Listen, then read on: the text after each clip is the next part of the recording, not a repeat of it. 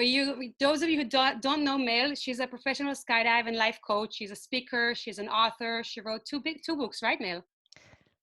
Two that I know of. Actually, 3. One Oh, was a three. collaboration with others, but yeah, thanks. Okay, there we go.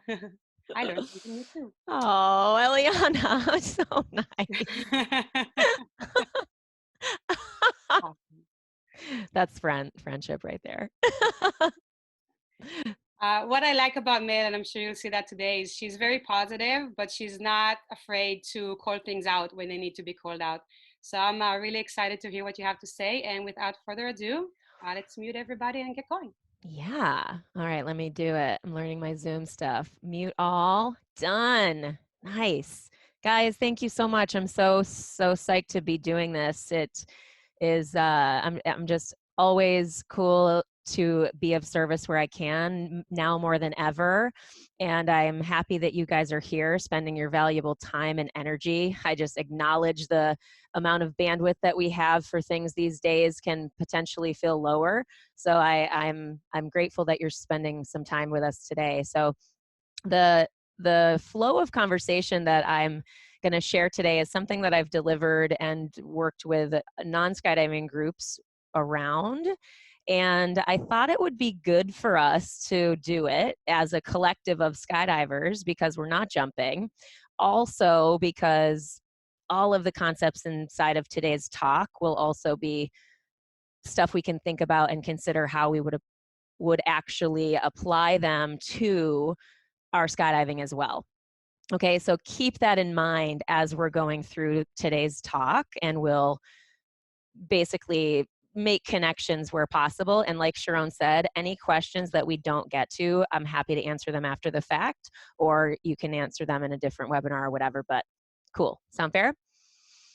All right, so the first thing I want you guys to do if you're up for it is just close your eyes, take a big deep breath,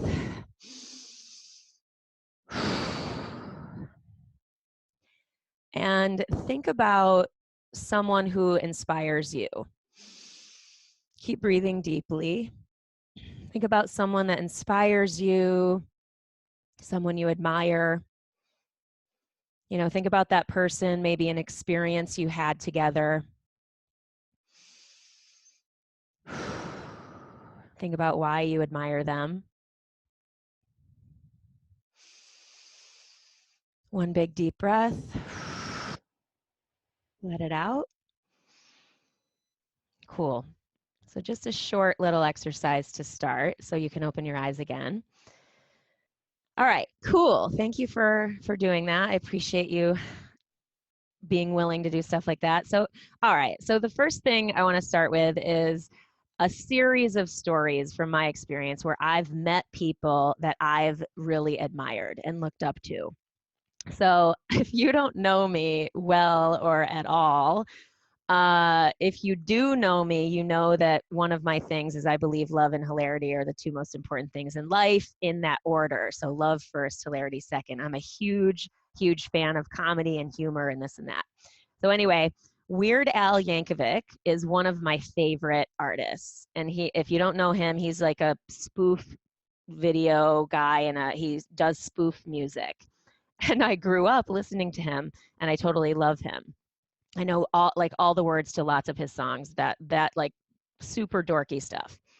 So anyway, one time I got hired to do a stunt doubling job for one of his projects. I stunt doubled an old lady who was skydiving in basically this thing he was putting together for the Orange County Fair. So it was an educational booth or something like that. And it was going to have this video that included this old lady skydiving. And I got to do that.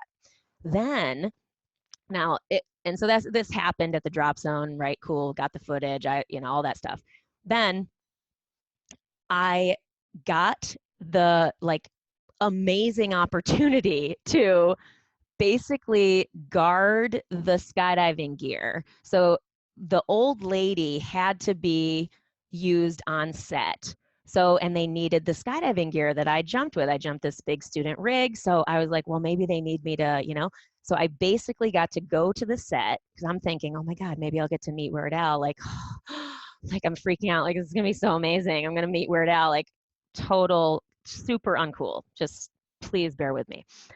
So I bring the gear to the set and I see him. I'm like, oh my God, like, also, I don't know if you guys know about Weird Al, but one of his albums is called White and Nerdy, and I went to one of his shows, and I, not joking, was wearing my White and Nerdy shirt the day that I was going to set, because I'm like, Weird Al of all people will respect that I am wearing my shirt.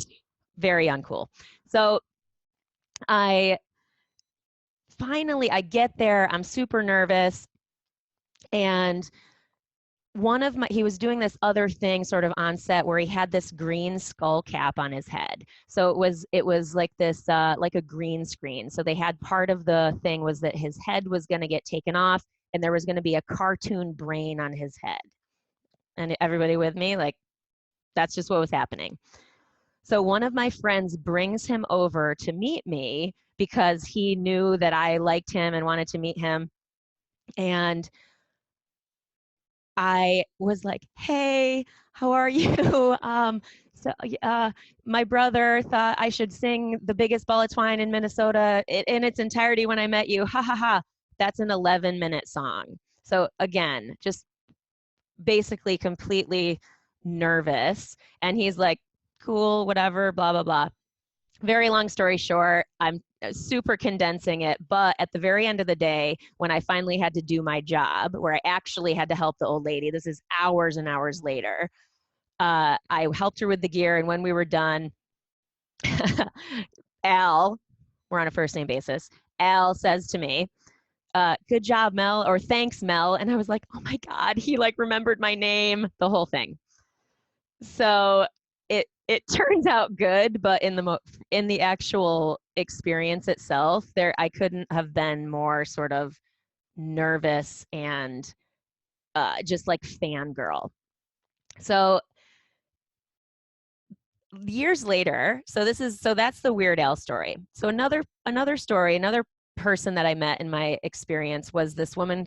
She's a writer and a life coach called Martha Beck. How many people know who Martha Beck is? Anybody? She's a writer for Oprah. She's a badass. And anyway, I was a young burgeoning life coach at the time. I really didn't know much about my entrepreneurial self. I was really sort of brand new as a life coach, and I went to one of her book signings. I got her book and I went up to the table. I saw her speak. I went up to the table and I couldn't even speak. Like didn't even say anything to her. I just was like, I think I said thank you, and that was it. She signed my book, and I was like, thank you, and I walked away. As soon as I got away from the table, I burst into tears, like bawling my head off. I was like, so just, it's hard to describe what I was feeling, but it was this like, I really wanted to be like her, and I was embarrassed at how I couldn't say anything, stuff like that. Fast forward a few years ago, I'm meeting someone who is also one of my main mentors in life. So Weird Al is a while ago. Martha Beck was a few years after the Weird Al incident, a number of years. And then this next story is a number of years after that. So it's, relatively recent. So Elizabeth Gilbert, how many people know Elizabeth Gilbert? See a few people know her. Cool. Yep. So she's someone I count as one of my main mentors in the way that I write, in the way that I courageously self-express. So her book, Eat, Pray, Love, I read that in 2007, and it was one of I credit it for helping me have what I would later call one of my first ever enlightened moments, where I had this just ecstatic release of emotion and feeling of freedom and stuff like that. I've grown since that moment too, but the point is that I've always looked up to Elizabeth Gilbert and really held her in the highest of esteem. I super admire her work, and every piece of her writing really impacts me. And I aim to model my writing after her example. So I got to go to an event where I met her, and I knew I was going to meet her. And so at this event, when I met her, I was calm.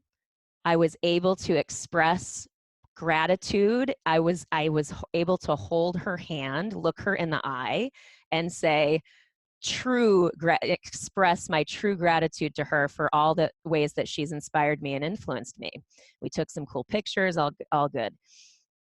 Now, and I would show you guys pictures, but I decided not to do sort of picture sharing today. Just, it's all good. But the point is that I really was able to be with her. You know, even this person that really impacted me a lot, I was able to be with her in this moment and express that. Normally I would totally freak out. So if we're talking about identifying fear, we talk about fear, right? Or this is part of what we're talking about today, this idea of identifying fear and then clarifying our values. Where do you see fear in my stories? Like, where do you see fear in those things that I just shared about? Like, how do you see that it came up in me? Go ahead and type it into the chat.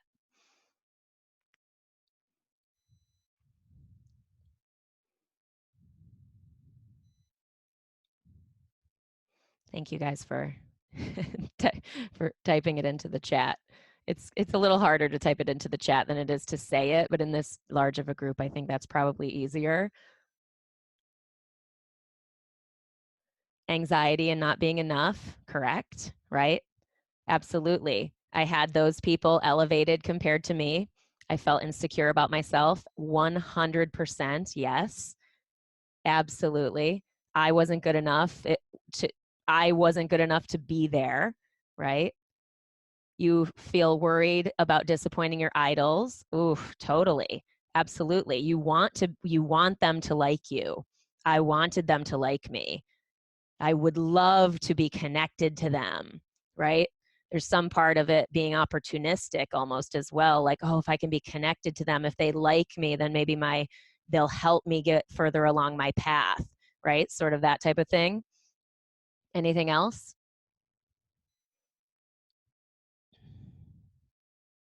No confidence in yourself, maybe. Yeah, that sort of goes along with those gremlin thoughts. So that gremlin thought of not being good enough, of the imposter syndrome part of this stuff. So Martha Beck, you can easily see imposter syndrome there big time, right?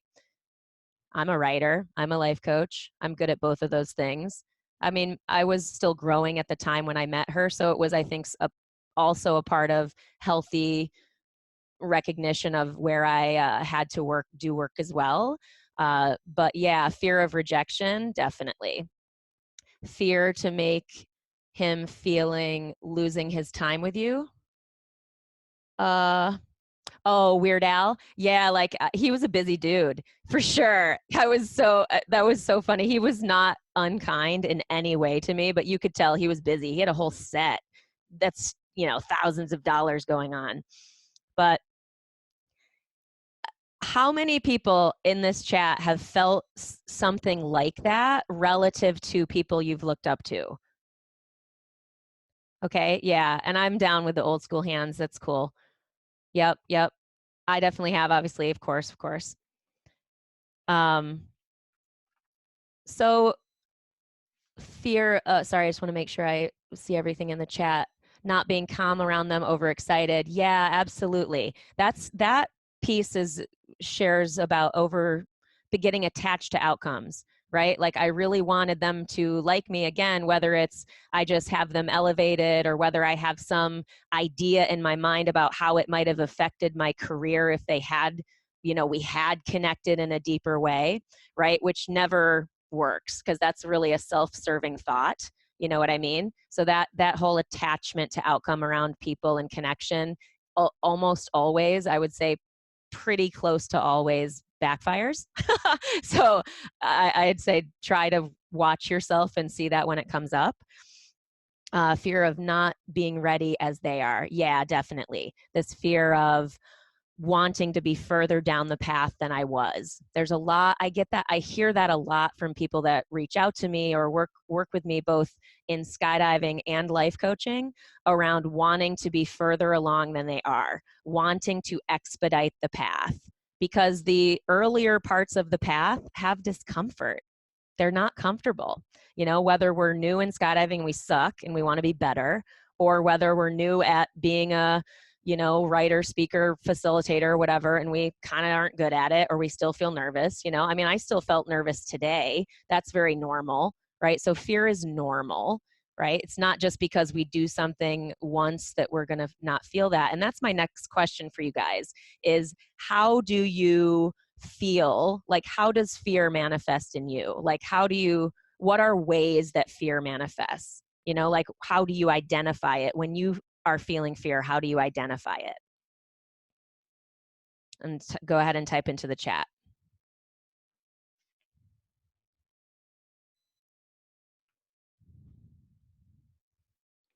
Accelerated heartbeat, anxiety, insecurity, withdrawal, nice.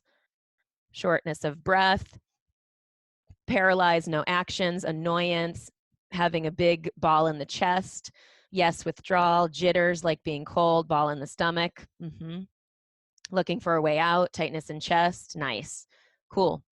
Yeah. So, I mean, I feel like as skydivers, we maybe have a bit more experience feeling these physical cues. What I love is that not only have you guys started to identify the physical cues, you've also started to share some of the emotional cues, right? Because the physical cues, yeah, this tightness in the chest, the dry mouth, the closing of the throat, that happens to me a lot. My throat closes up, right?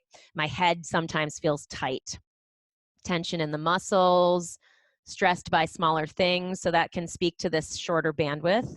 That's something we can really reflect on during this time now in the pandemic experience, is that so many of all of us and the people that we're talking to who were used to engaging in a certain way, remember that they are very likely experiencing a lower bandwidth because we all have this sort of tone of fear in our environment right now because there's a ton of insecurity. Some people might have lost their jobs. Some people are worried about their loved ones. Many people are, right? You might be worried about your own health. So just be mindful of those things. I mean, some people might really just be afraid of not knowing how long it's going to take because being at home with children is very difficult. You know what I mean? Not that we don't love them, not, you know what I'm saying, but just recognizing that going on. So the physical cues, all those things, and then the emotional cues. Someone wrote withdrawing, right? So that's something great to note, that shortness of temper, right? Feeling more fragile. Maybe you're crying more. Maybe you're more sad, right? Those things can sometimes not be, we don't necessarily always see those things as evidence of we're feeling a sense of fear. But when we have those emotions come up or those physical cues come up, that's then our opportunity to pause, take a breath, and then get curious. Ask the question, okay, why am I feeling this? Or what's going on? And start to get into that inquiry inside of ourselves to really ask about, what am I really worried about here? Right? And that is a practice and a skill set in itself, right? Both recognizing those physical and emotional cues of fear, and then the process of actually doing that internal inquiry and excavation of what actually is going on.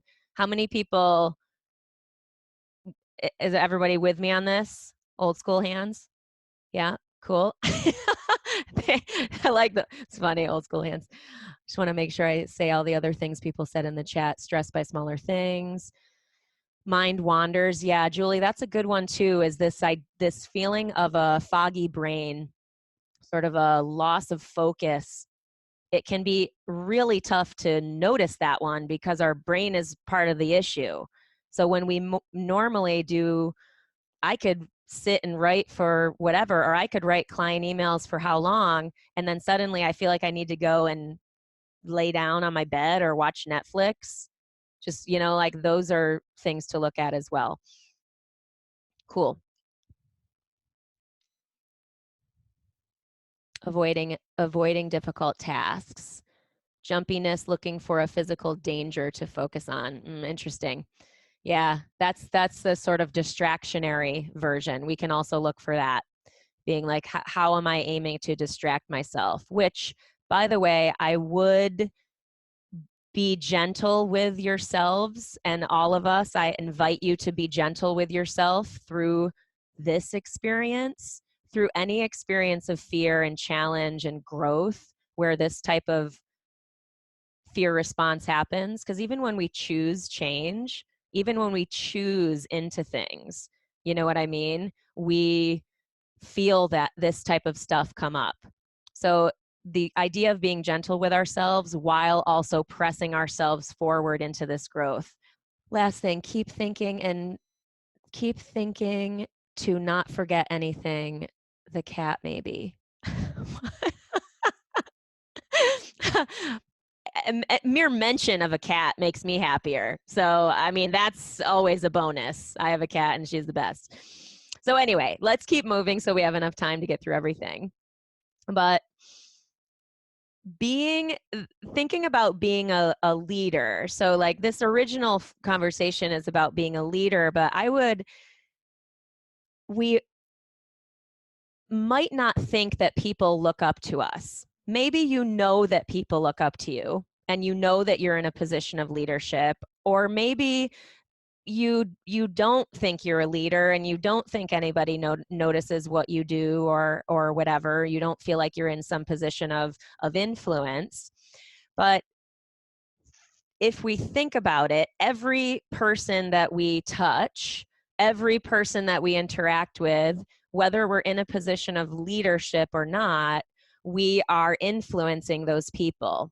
Whether we bring energy, negative energy, whether someone asks how we are and we say, I'm good, versus saying how we actually are. And again, I'm not inviting intimacy where it's not deserved or earned. I'm just more saying, like, looking for and recognizing that theoretically we all have influence.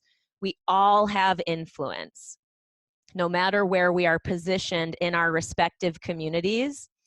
And my personal feeling on that is this idea of wielding that power for good and magnifying the intention that we bring to that power, right? So I'm a person who, gosh, I've heard this a lot in my career and just my life, where people have dubbed me fearless, which I always push back on, because if anything, I feel like I have felt more fear, more anxiety. And again, not that I think that's even accurate. I think we all feel it in all kinds of different ways at all varying different levels. So the reason I bring that up is this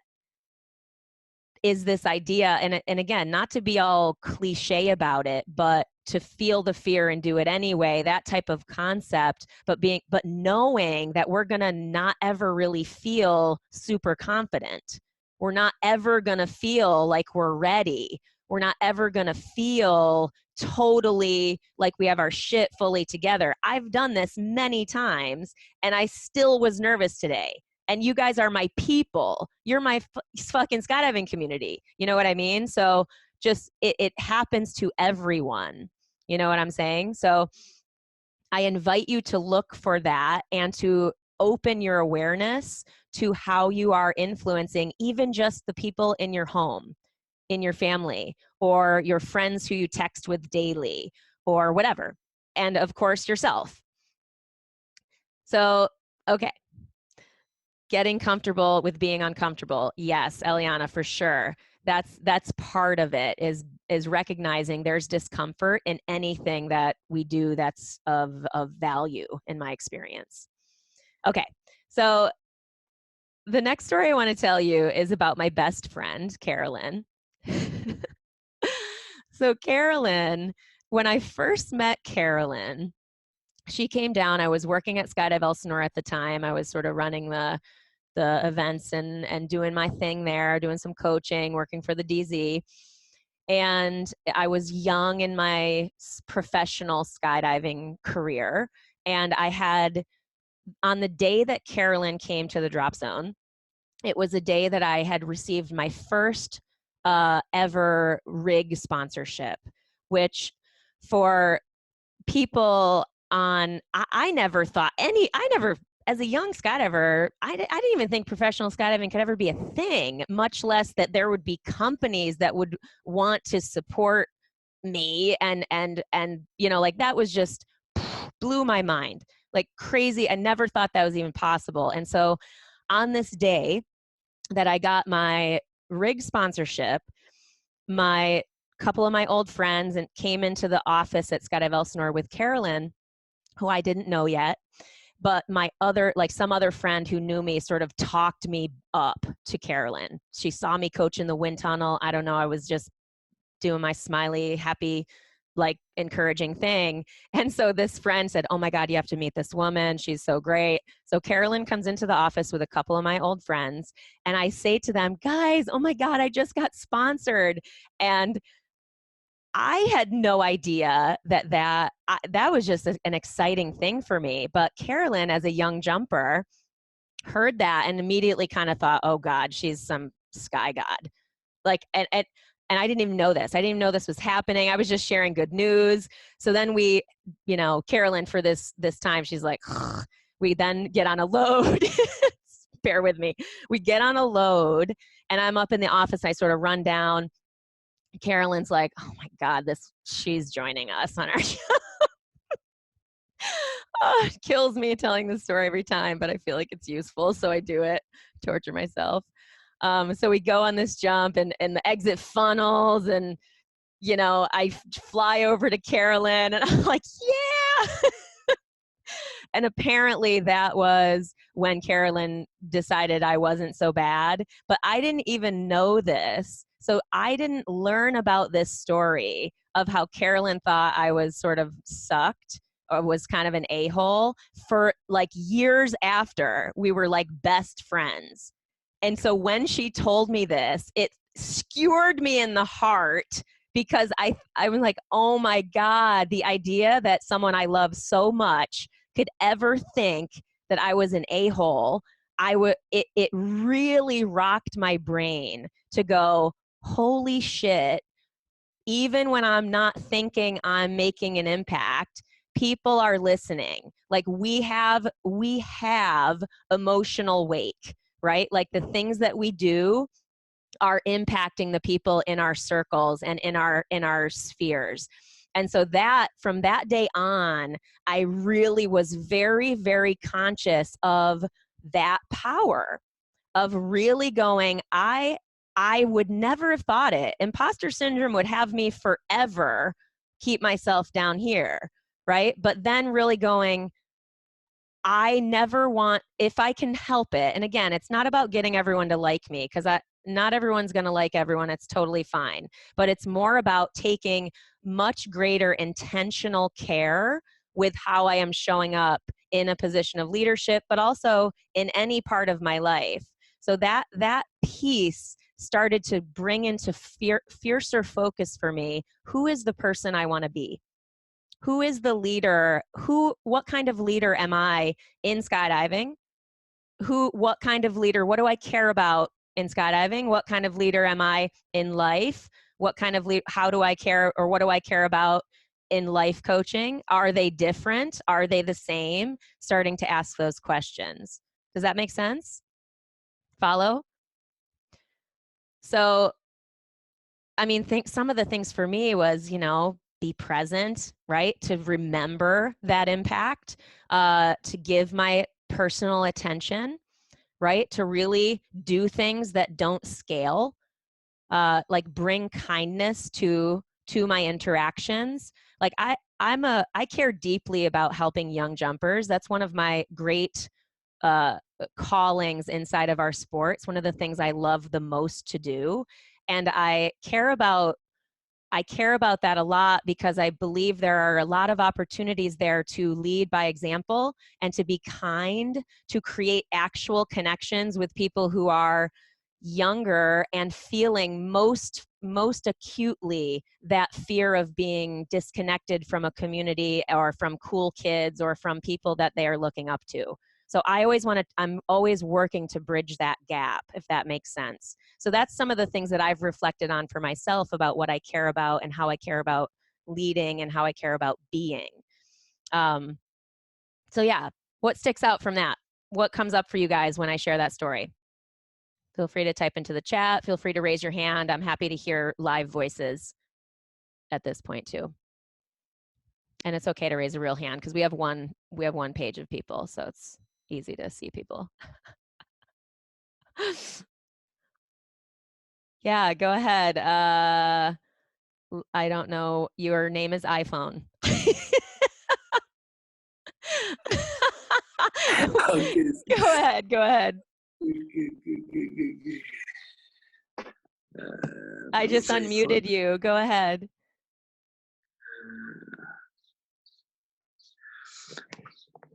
Are you there? The person on the iPhone. Yeah, yeah. Go ahead. Go ahead. Yeah, no, I'm totally agree about what you say. The best way to do is to be, you know. I read that last week, and it made me think about that. So yeah, totally agree about what you said, and the basics before any constructive communication. Yeah, absolutely. Before the words, the energy speaks. Say that again? Before the words, energy speaks. For sure, for sure. I love that. Yeah. And honestly, I feel like that energy piece. So, this idea that, and thank you for sharing that. I'm sorry, I don't know your name. I apologize. Sorry, what is your name? Remy. Remy. Hi, Remy. Sorry about that. Thank you. That idea of clarifying our values, right? And we have to really think about that. We have to bring intention to that reflective process. I don't know about you, but there's plenty of times I've been on autopilot. Tons of times I've been on autopilot. And maybe my autopilot was cool for the most part. Maybe my mom did a good job and I'm, kind person. Maybe my dad is a funny guy, so I lucked out and I got some of my humor from him, whatever. So it's not that autopilot's necessarily doing damage. It's just that we can magnify our impact and our power, our positive power in the world and in the lives of others if we consider who we actually want to be, So that's something to really consider. So I'm going to look at the chat. Let's see. Remy, thanks. So Vanya says, we cannot control the thoughts of others. They look up or judge us according to their belief system. Be our best version possible, trying to improve every day. Absolutely. Yeah. So us reflecting on our values and us being the kind of people that we want to be and whatever version of integrity, whatever integrity is to us, doesn't mean that we are attached to the outcome of people liking us. It's more the idea that I believe, and this is me reflecting on my own values, right? Is that if I do that, I believe that those values are what will potentially make the most impact on other people. I have no idea if it will. I have no idea, and I cannot control if it will or it will not. But in my experience, in my consistent reflective process over the years, in my consistent bringing of intention to how I choose to be and how I choose to lead, that is, I sort of collect that evidence and experiences over time. But yeah, absolutely, Vanya, completely with you. You absolutely cannot control that, for sure. I love that, Remy, before the words, energy speaks. Absolutely. And I think we only get to that place when we reflect personally. We only get to an energetic peace inside of ourselves when we do the work to clear and heal those things that are blocking that energy from being love and light and all of those things. That's a bigger discussion, which we can certainly have another day. But yeah, for sure. So yeah, so this part is inviting you into that sort of reflective process, into awakening that consciousness of what do you care about, what matters to you, who do you want to be. Make sense? All right. Let's see other things. I can identify with a lot of what you've said. I've realized that a lot of times I have been misunderstood, so I have really focused on being so much more intentional. Yeah, and being misunderstood is normal too. You know, communication skills and you know, that alone, that's something within our control. But as we said earlier, this idea that people are looking at the world through their own lenses. So if a person, say a person has on a lens on their mind that is, everyone's out to get me, you know, something sort of really painful and hurtful, then they'll, even the kindest of intention would be filtered through that lens, and they might view that as some ulterior motive or something like that. That stuff is normal. It's not pleasant. It's painful. We hope that person will heal and see that and find an experience in their life that helps them clear that for themselves. But yeah, not something we can control. So the idea is, when we bring that intention, no matter what happens, we can rest, we can sleep at night because we've done our very best to be the person we want to be, right? Cool. I think we also inflate what we think others think of us. Yeah, for sure. I say this a lot. One of my favorite pieces of advice, again, unsolicited, but I guess you guys showed up to this webinar, so there's that, is nobody cares in the good way. And I mean it. Like, nobody cares in the good way. Nobody cares. No one cares. People think about you for 30 seconds and then they're back to thinking about what they're thinking about. And I mean, maybe it's longer, fine. Maybe people talk about, but again, that stuff, it goes away. It goes away. One of the biggest compliments I ever got in skydiving, and was years ago, somebody asked me, they asked me, you're never involved in any drama. Like, how is that? And I was like, really? I mean, again, like, we've all been a part of drama. It's fine. It's no big deal. And I certainly have myself. I'm not saying that I haven't been, but the perception was curious to me even back then, before I had done anything with life coaching or personal development in a bigger way. And I reflected and I'm like, whoa, like, am I? Is that new? And I basically realized, oh, I just don't subscribe. I just don't participate. You know, like, it happens, but it's like, I don't need to put my focus and my attention there. I can shift it to other things. Make sense? Okay, so I want to keep going because I want to make sure I get to the other things that I wanted to share with you today. Oh, this is long. I want to make sure. Some people give too much of their energy with the other person doesn't know what to do with. Yep. We never know where people come from, their experiences with that their brain will use to try to relate to what's happening. Yep. So to me, giving the benefit of the doubt is always a good first step. Absolutely. That's a kind move.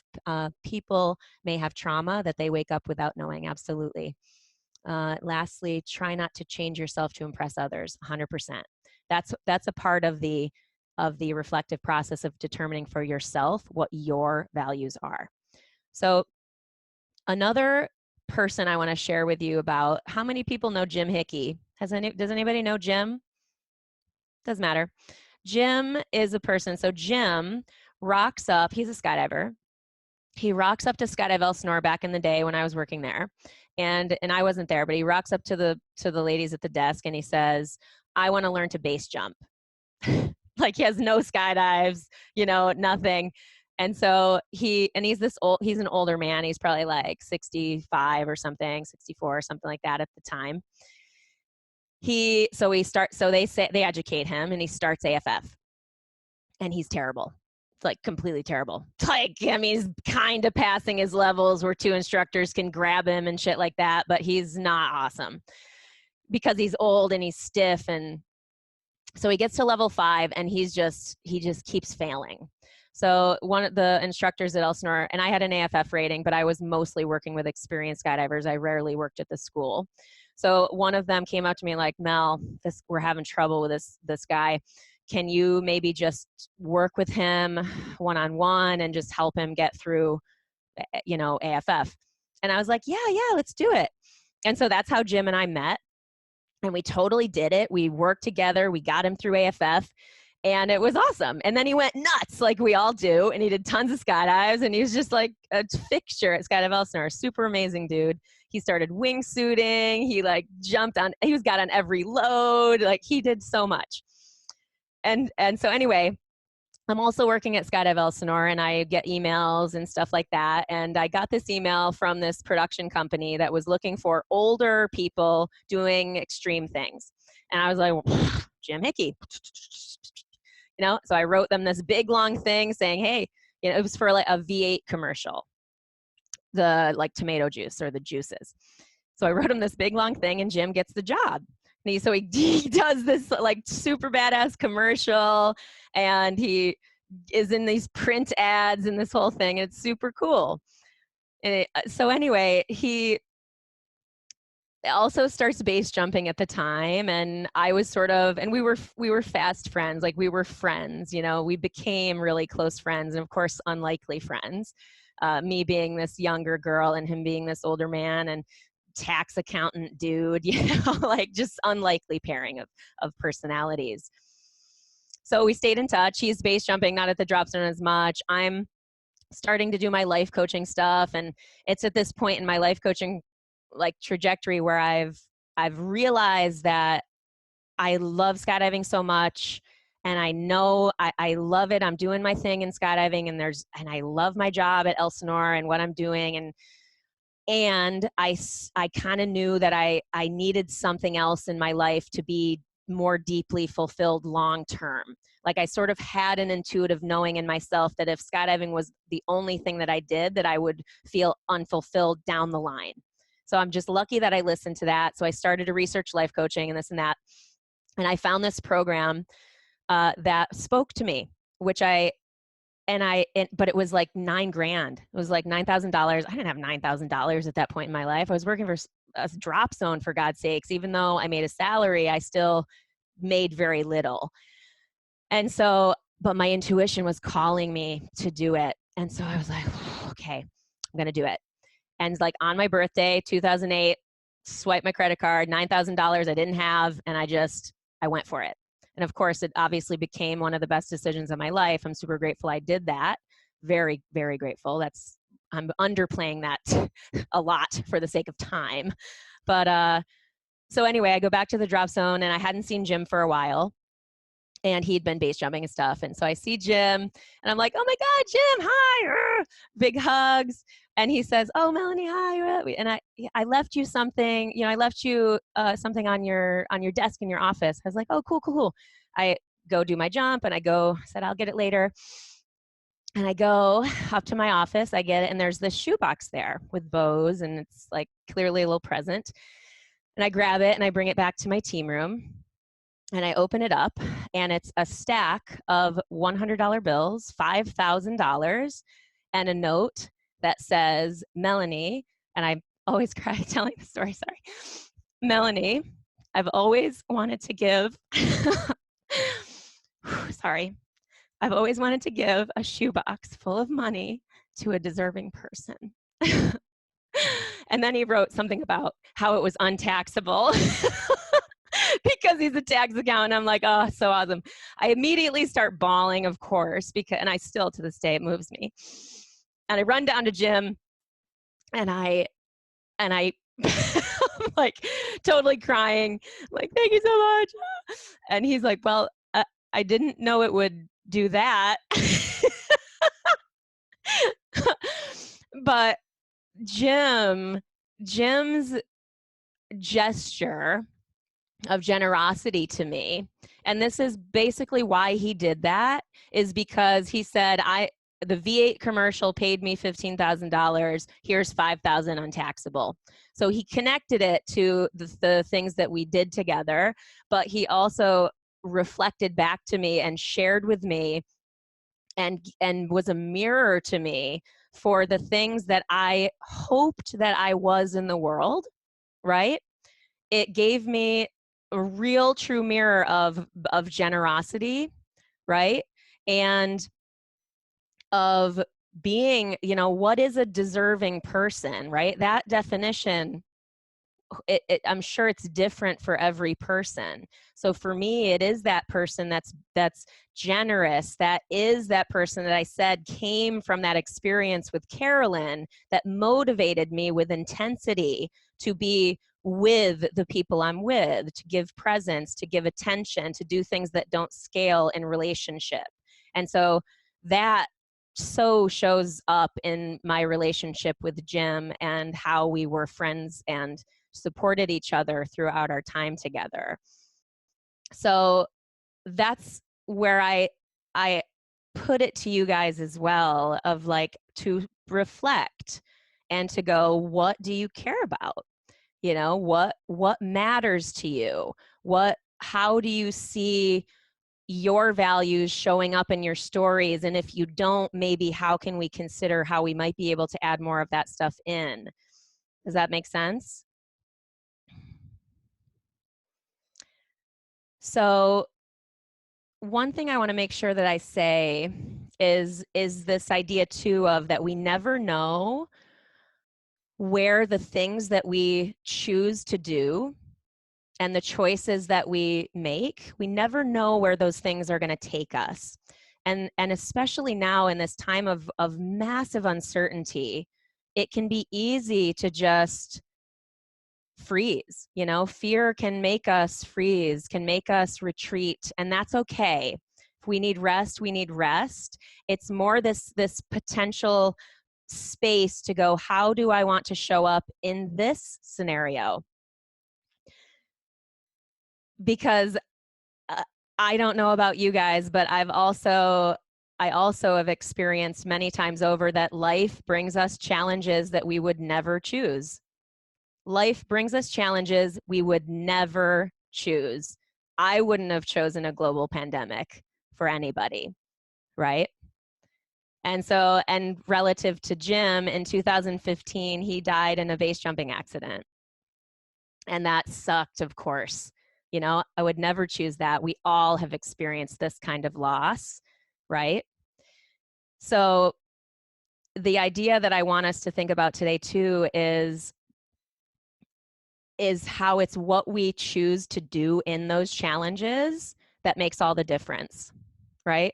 So for me, I've been, and this is relative to the pandemic, I've been on my own roller coaster, you know, just like everyone else. I've had days where I've been super up. I'm like, cool, my parents are safe. I feel good about it. I feel healthy. I'm good. I've got work. Oh, grateful as fuck. I'm riding a high level of energy. The next day I'm more afraid. I've maybe read an article that scared me, that makes me feel more fearful for whatever reason. And then I have a day where I'm depressed because I've had to manage that fear and that energy, and I have to lay in bed more and do less. And I see that lower level of bandwidth. And then, okay, I come back out of it, I rest in gratitude, like however it looks for all of us. But being of service in the ways that we can. So that's something that's really been a pillar for me, even in just the first 2 weeks of this, is like, how can I be of service in the ways that I can without exhausting and burning myself out either? Right? So I could give webinars all day long if I wanted to on all kinds of different things, but I'm making sure to be intentional about those choices to make sure I'm caring about my bandwidth also. So let's see, I want to make sure I say everything. I always sort of get in the zone here. Oh yeah, it's just this idea of employing courage to stay committed to our values, right? So in challenge, it can be easy to go back to bad habits. It can be easy to do lots of things that don't serve us or others. And so that question goes to, what opportunities do we see in our challenges? And Sharon was saying this earlier about, oh, it's such an opportunity for, you know, her to learn Zoom and learn how to host bigger groups and help more people that way. For me, oh, and by the way, I just never shared, this is the shoebox. This is the one. Yeah, anyway.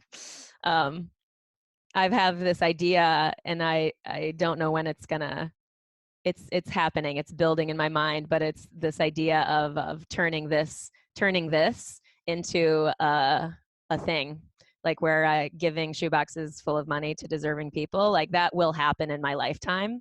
It will happen. It's a guarantee. It's just I'm in like how I'm developing that idea is currently happening. I'm sharing it more to make it more real. You know, that feels like a little bit of a courageous share to me because it hasn't happened yet, but it will. So anyway, all of that said, go back to that person in your mind from the beginning of the session about who you admire and why you admire them, and what were some of those things? What were some of those qualities that person held for you? Can type that into the chat if you can, or if you want to. That's some of the ways that person has influenced you, or why you look up to them. Honesty and patience. Cool. Patience now more than ever, right, guys? We don't know how long we're going to be in our homes. Sense of humor. Nice. I'm with you there. Strength. That can come in lots of different forms as well. Gratitude. Patience while pushing me to continue to be better. Love it. So a championing of you to grow. Huge fan of that personally, because of how challenging growth is, because of how challenging it is to be courageous. Let's see. Self-reflection and hustling. Nice. Giving. Kindness. The person raises themselves while helping others. Absolutely. Yeah, the idea of things being a true win-win. You know, because I used to be that person who would give, and then burn the fuck out and then have to sleep for 2 days. I've finally learned, like, oh, self-care, it's a real thing, and it's not selfish to take care of myself. Oh, I can sustainably be of service if I'm caring for myself. Cool. Independence and achievement. She's 9 years sober, even through all this, her strength. Cool. Care the essential. Taking care of the strays. Nice. That expanded care for humanity. Yeah. Going after what they want despite hurdles, finding something positive in every situation. Yeah. All of these things that you guys are pointing to are, in my personal view, skills that we can intentionally take on for ourselves. If we don't, and this is what I do primarily as a life coach, is that we get into the weeds and we talk about details and all this stuff, but it's really about all of this stuff is available to us. We can be all of these things. If you are the person that says, I'm just this way, and that is your reason for not doing certain things or thinking you can transform into something, I invite you to look at that. So Sharon says she likes that I call things out. That is one of the statements that keeps people from growth. I am just like this. False. I mean, I validate the feeling that comes with that type of statement. But I just want to really invite you to look at that and go, how might I be able to transform this thing that I think I never could? So those are areas for real true opportunity for us. So guys, I know we're like really close on time, so I want to make sure that I want to be super respectful of your time. If we have a couple of more minutes, I can take some questions. Anybody that needs to leave right at the end point on the dot, by all means, please do that. But yeah, so that the final note is just, how can you start today? Like, what would you do today? Like, invite you into that action of changing it. Even though we're in this pandemic situation, it's still going, what can I do today to be more of what I listed? So that's it. Thanks, guys. Cool. Thank you, Mel. You're welcome. Does anybody have any more questions before we wrap it up? You can always write me after the fact, guys. So my direct email is mel@melaniecurtis.com. So feel free to drop me a line anytime. I'm happy to answer questions. And yeah, Mel, how can people get more information from you if they want? Engage? Yeah. Thank you. So, I mean, this is weird. These are weird times. If anybody's non-skydiving company wants me to come in as a speaker or facilitator, by all means, let me know. Mel@melaniecurtis.com is my email. I do lead a skydiving coaching group that's primarily geared toward young jumpers. Anyone's welcome, but you can join that as well. That's the vsc.life. So it's the virtual. Oh, we just got you back. Can you repeat that? That's so hilarious. I mentioned about if anybody's, because we're in these weird times, about if anybody's non-skydiving company wants to bring in a virtual facilitator or something like that, by all means, let me know. Happily do something like that. My email is mel@melaniecurtis.com. The skydiving group that I lead is mostly geared toward young jumpers, but we debrief videos. I've been doing that group for like 4 years now. We do a Zoom call every Monday night at 8 p.m. Eastern time. So yeah, you're invited to join that. That's the vsc.life. What else did the podcast. Yeah, Jay Maletsky and I do a podcast. So if you need more content, by all means, subscribe to that on iTunes. That's trustthejourney.today. And yeah, my book, I'm working on my Audible book. It's not ready yet, but my book, you can always get that. And if you want to reach out for life coaching, Liana. And I'm so grateful to see you all, and thank you for having me, and thank you for just doing what you do. Thank you, Mel. Mel does this. This is her job. So really thank you for taking out of your time to support the community and give us this. So you guys, thank you for joining. Next week, we're going to have Luis Adolfo and Tex from Houston. They're going to have an open Q&A. So I know a lot of the questions that were directed towards Mel were in the list ahead of time, were a bit more skydiving related. So what I'm going to do is I'm going to take those questions and direct them to Luis and Tex. So tune in next week if you have any more questions, and please post some more questions in the Bonfire group. So we'll have a good group of questions for them. Then that's on Saturday. On Sunday, we're going to have Tom Baker and Matt Leonard talking about canopy flying. Yeah. Cool. Other than that, just one more thing, guys. I've stumbled across a post from Danny Smith from Skydive Carolina. And what he said really resonated with me, because we are such community of creatures, right? Like the human interaction is such an important thing for us, especially in time of uncertainty. What we crave is the human interaction. So reach out for your friends, make sure that everybody's okay. Don't assume that people are okay. You don't really know how they would be going through this. And yeah, we never can tell. And without having that interaction of kind of seeing what's going on, it's really important to actively check on people. So with that, we're going to say goodbye. Thank you so much, Mel. And I would love to see you guys here next week. Love you guys. Thank you, ladies.